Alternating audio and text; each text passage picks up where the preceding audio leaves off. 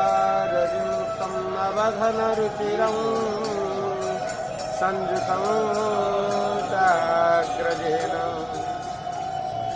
भद्राया वामभागे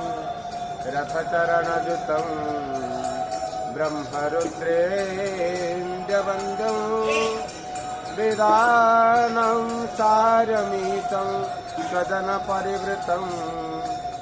ब्रह्मदारो भजेऽहम्